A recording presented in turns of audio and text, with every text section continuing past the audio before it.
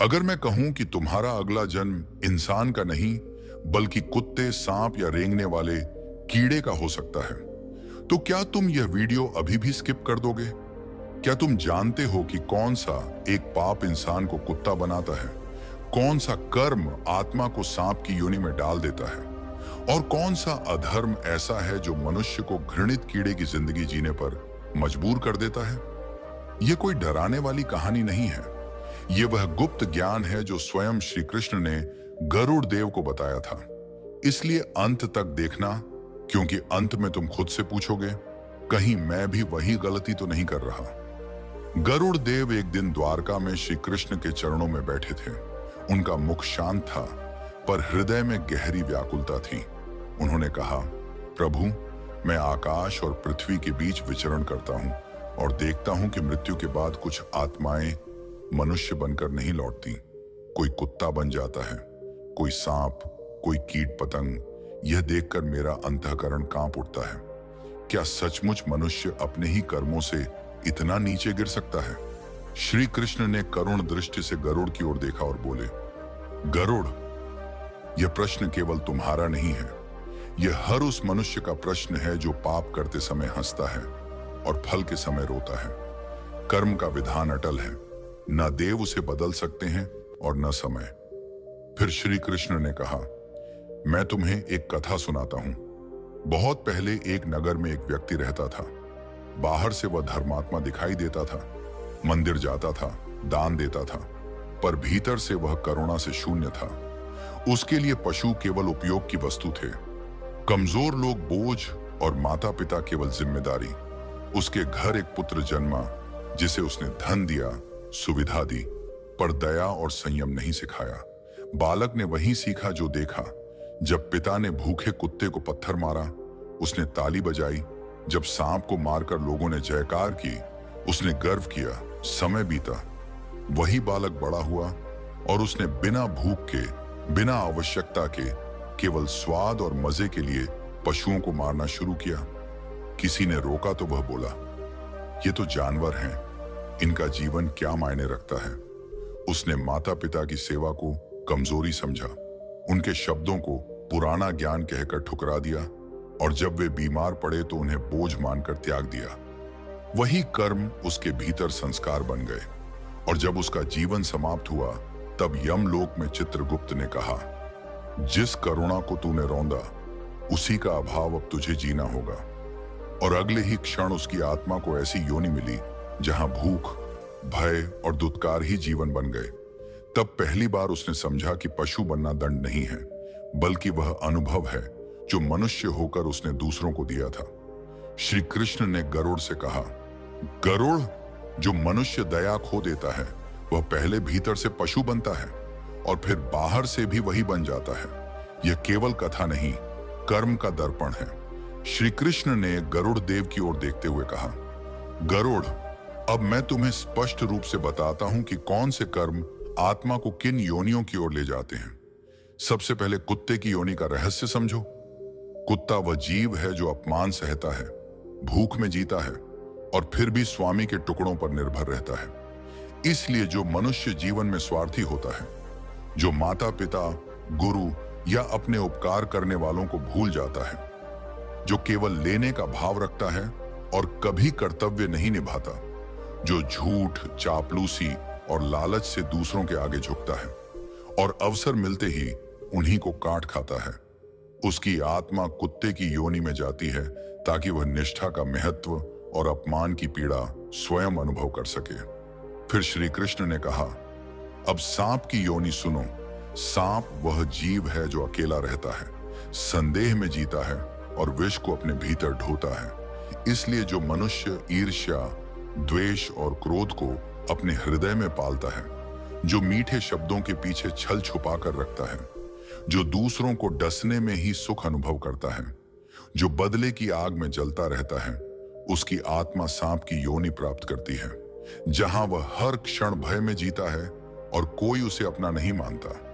फिर श्री कृष्ण का स्वर और गंभीर हो गया और उन्होंने कहा, सबसे नीचे है कीड़े मकोड़ों की योनि।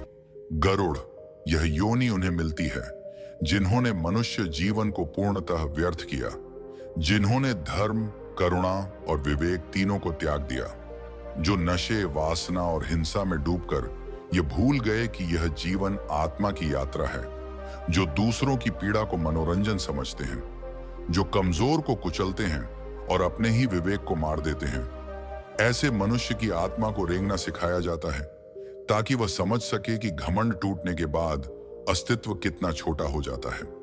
गरुड़ देव का शरीर कांप उठा और उन्होंने पूछा, प्रभु, क्या इन योनियों से मुक्ति संभव है?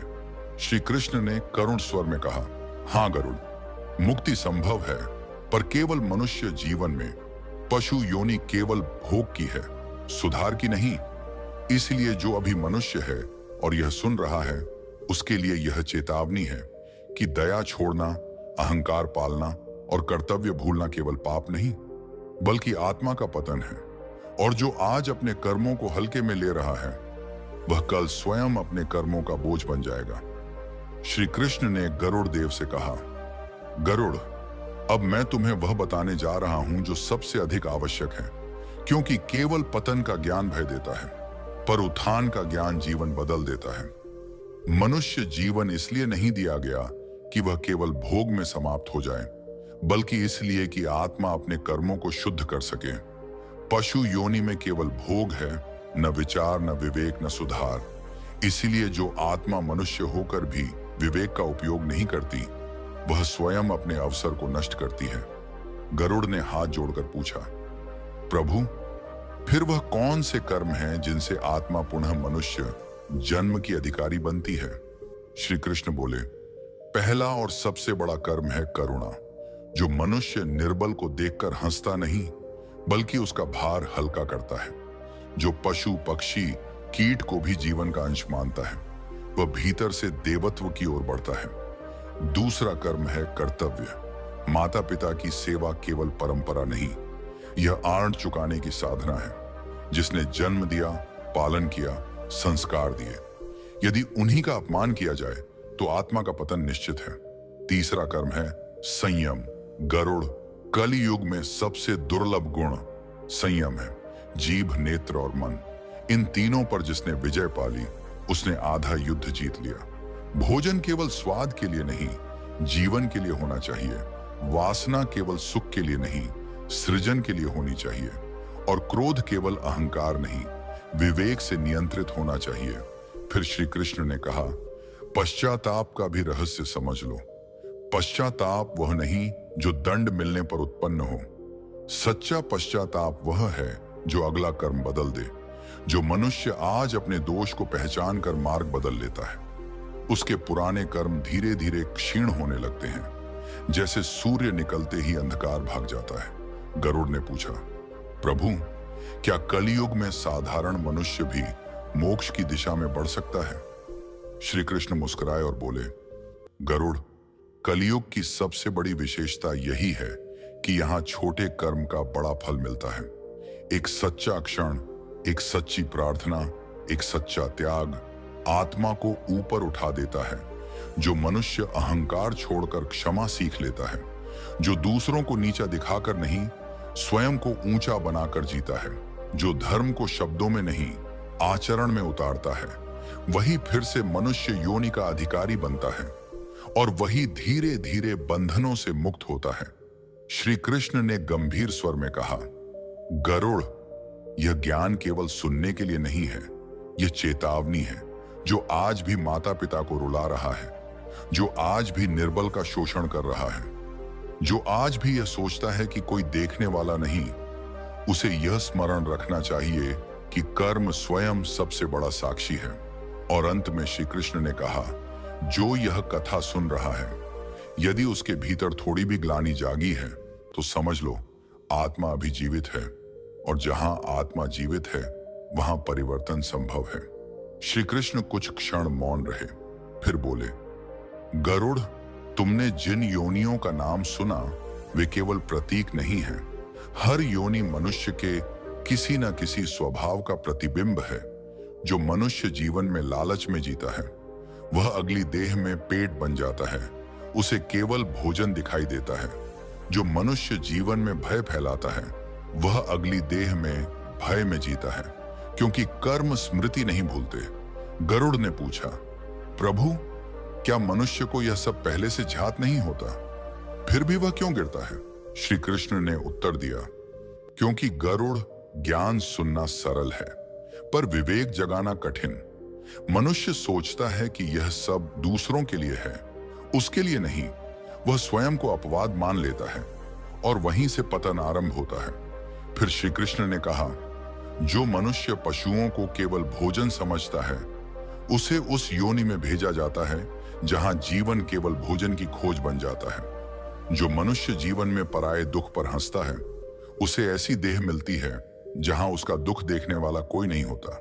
गरुड़, बहुत सी आत्माएं ऐसी भी हैं जिन्हें सीधे पशु योनि नहीं मिलती। पहले उन्हें निम्न मानव जीवन दिया जाता है जहां वे दास्ता, भिक्षा और अपमान में जीते हैं।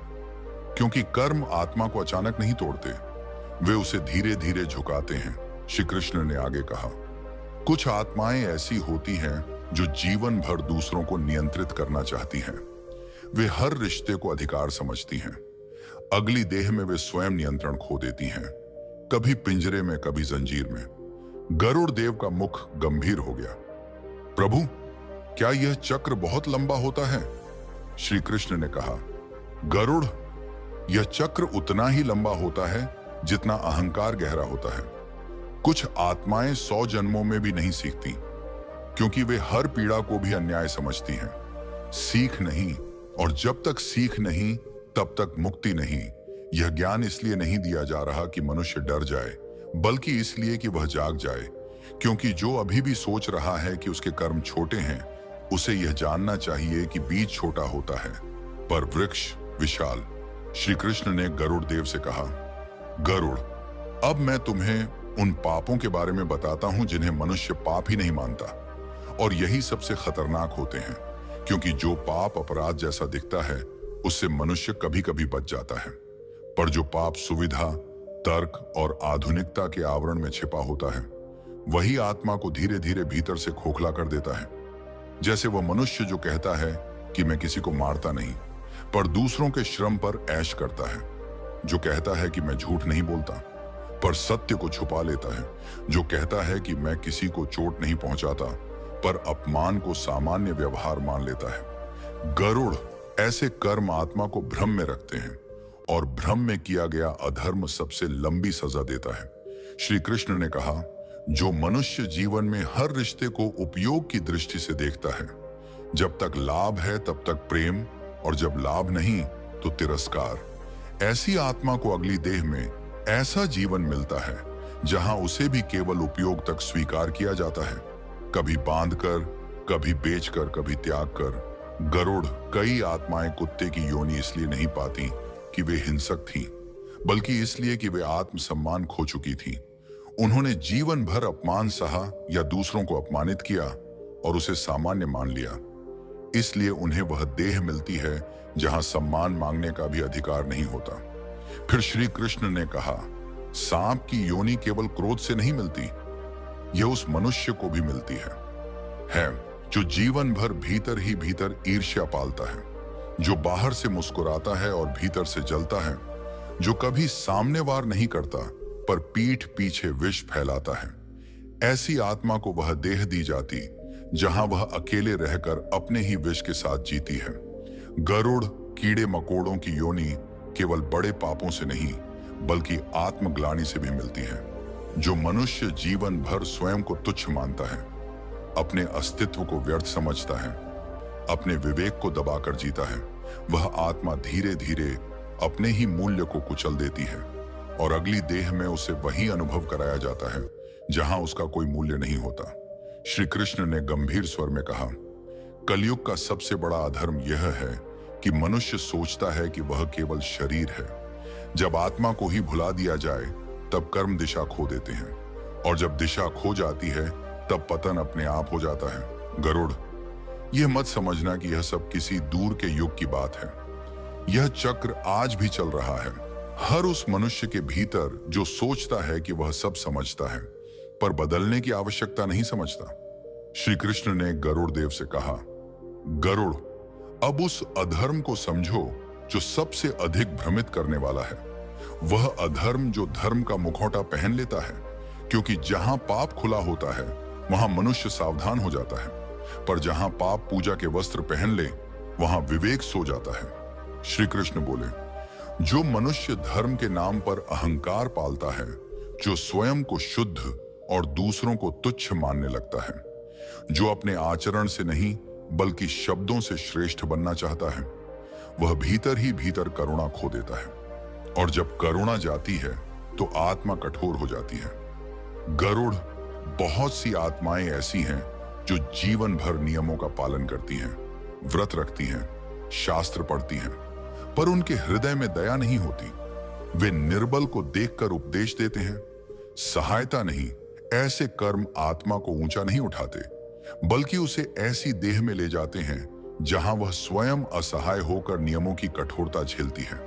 श्री कृष्ण ने आगे कहा, कुछ मनुष्य ऐसे भी होते हैं जो कहते हैं कि वे किसी को मारते नहीं, पर वे शब्दों से जीवन तोड़ देते हैं। उनका कटु वचन किसी अस्त्र से कम नहीं होता। वे घर में भय पैदा करते हैं, संबंधों में आतंक फैलाते हैं और फिर इसे अपना स्वभाव कहकर टाल देते हैं।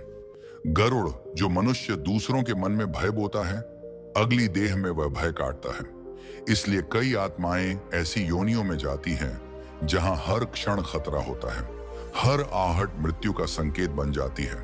फिर श्री कृष्ण ने कहा, सबसे सूक्ष्म पाप है कृतज्ञता। जो मनुष्य उपकार को भूल जाता है, जिसने उसे उठाया उसी को ठुकरा देता है, जिसने सहारा दिया उसी को बोझ समझता है, उसकी आत्मा धीरे धीरे अकेलेपन की ओर धकेली जाती है और अगली देह में उसे ऐसी स्थिति मिलती है जहां वह बहुतों के बीच होकर भी अपनापन नहीं पाता। गरुड़ देव ने पूछा, प्रभु, क्या यही कारण है कि कुछ आत्माएं बार बार पशु योनि में लौटती हैं? श्री कृष्ण ने उत्तर दिया, हाँ गरुड़, क्योंकि उन्होंने हर जन्म में वही सीख टाल दी जो उन्हें मुक्त कर सकती थी। वे पीड़ा को दंड समझते रहे, संदेश नहीं, और जब तक आत्मा सीख को नहीं स्वीकारती तब तक कर्म उसे उन्हीं अनुभवों में घुमाते रहते हैं। श्री कृष्ण ने गंभीर स्वर में कहा, यह ज्ञान किसी एक व्यक्ति के लिए नहीं है, यह हर उस मनुष्य के लिए है जो स्वयं को बहुत धार्मिक या बहुत आधुनिक समझकर अपने कर्मों से आंखें चुरा लेता है। क्योंकि गरुड़, समय बदल सकता है, युग बदल सकते हैं, पर कर्म का नियम कभी नहीं बदलता। गरुड़ देव ने जब यह सुना तो उन्होंने पूछा, प्रभु, यदि मनुष्य पाप करता भी है और उसे पता भी नहीं चलता, तब क्या कर्म फिर भी बनते हैं? श्री कृष्ण मुस्कुराए नहीं, उनका स्वर और भी गंभीर हो गया। उन्होंने कहा, गरुड़, सबसे भारी कर्म वही होते हैं जो अज्ञान में किए जाते हैं, क्योंकि वहां पश्चाताप नहीं होता, वहां सुधार की इच्छा नहीं होती। मनुष्य सोचता है कि वह सही है, जबकि आत्मा भीतर से धीरे धीरे गिर रही होती है। श्री कृष्ण बोले, बहुत से लोग सोचते हैं कि उन्होंने किसी का बुरा नहीं किया, पर वे यह नहीं देखते कि उन्होंने किसी का भला भी नहीं किया। गरुड़, जो समर्थ होकर भी मौन रहता है, जो अन्याय देखकर भी चुप रहता है, जो अपने आराम के लिए सत्य से मुंह मोड़ लेता है, उसका मौन भी कर्म बन जाता है और यह मौन आत्मा को जकड़ लेता है। फिर श्री कृष्ण ने कहा, कुछ लोग प्रेम को अधिकार समझ लेते हैं। वे कहते हैं कि हम अपनों को कष्ट नहीं देते, पर वे उन्हें बांध कर रखते हैं। डर दिखाकर, अपराध बोध देकर, भावनाओं को हथियार बनाकर। गरुड़, जहां प्रेम स्वतंत्रता नहीं देता, वहां वह बंधन बन जाता है, और जो आत्मा दूसरों को बांधती है उसे अगली देह में स्वयं बंधन का अनुभव कराया जाता है। फिर श्री कृष्ण ने एक और गुप्त बात कही। उन्होंने कहा, जो मनुष्य बार बार अपने भीतर उठती गलत आवाज को दबा देता है, जो अंतरात्मा की चेतावनी को आदत समझकर अनसुना करता है, वह धीरे धीरे उस आवाज को खो देता है। और जब अंतरात्मा मौन हो जाती है, तब कर्म खुलकर लिखे जाते हैं। गरुड़ देव ने पूछा, प्रभु, क्या यही कारण है कि कुछ लोग सब कुछ पाकर भी असंतुष्ट रहते हैं? श्री कृष्ण ने कहा, हां गरुड़, क्योंकि उन्होंने कभी भीतर झांकना नहीं सीखा। वे बाहर की दुनिया जीतते रहे, पर भीतर का युद्ध हारते गए। और जो आत्मा स्वयं से हार जाती है, वह बार बार जन्म लेकर वही परीक्षा दोहराती है। श्री कृष्ण ने आगे कहा, याद रखो गरुड़, कर्म केवल हाथों से नहीं होते, दृष्टि से होते हैं, इच्छा से होते हैं, और उस क्षण से होते हैं जब मनुष्य यह सोचता है कि मुझे इससे क्या, उसी क्षण आत्मा का पतन शुरू हो जाता है। गरुड़ देव कुछ क्षण मौन रहे, फिर उन्होंने धीमे स्वर में पूछा, प्रभु, क्या कर्म केवल कर्म करने से ही बनते हैं या इच्छा मात्र से भी? तब श्री कृष्ण ने वह बात कही जिसे सुनकर गरुड़ भी स्तब्ध हो गए। उन्होंने कहा, गरुड़, कई आत्माएं ऐसी हैं जिन्होंने कभी कोई बड़ा पाप नहीं किया, पर उन्होंने भीतर ही भीतर बहुत कुछ चाहा, और कर्म की सबसे सूक्ष्म जंजीर वही होती है जो इच्छा से बनती है, क्योंकि इच्छा मन को आकार देती है और मन ही अगली देह का बीज बनता है। श्री कृष्ण बोले, जो मनुष्य दूसरों का पतन देखकर भीतर से प्रसन्न होता है, जिसने किसी का नुकसान होते देखकर राहत महसूस की, जिसने यह सोचा कि अच्छा हुआ, मेरे साथ नहीं हुआ, वह भले ही बाहर से शांत दिखे, पर उसकी आत्मा नीचे की ओर झुक चुकी होती है। गरुड़ ईर्ष्या ऐसा अग्नि है जो जलाती नहीं दिखती, पर भीतर सब भस्म कर देती है, और जो आत्मा जलती रहती है उसे अगली देह में वह शांति नहीं मिलती जिसे वह इस जन्म में तरसती रही। फिर श्री कृष्ण ने कहा, कुछ लोग स्वयं को निर्दोष समझते हैं क्योंकि उन्होंने कभी चोरी नहीं की, पर वे समय चुराते हैं, भरोसा चुराते हैं, किसी के धैर्य का दुरुपयोग करते हैं। गरुड़ जो बार बार कहता है, कल कर लेंगे, देखेंगे, अभी जरूरी नहीं, वह केवल कार्य नहीं टालता, वह अपने कर्तव्य से भागता है, और कर्तव्य से भागने वाली आत्मा को ऐसे जन्म मिलते हैं जहां उसे बिना रुके श्रम करना पड़ता है। फिर श्री कृष्ण ने गहरी दृष्टि से कहा, सबसे खतरनाक कर्म वह है जो आदत बन जाए, क्योंकि तब मनुष्य उसे पाप ही नहीं मानता। वह कहता है, मैं तो ऐसा ही हूं, यही मेरी प्रकृति है।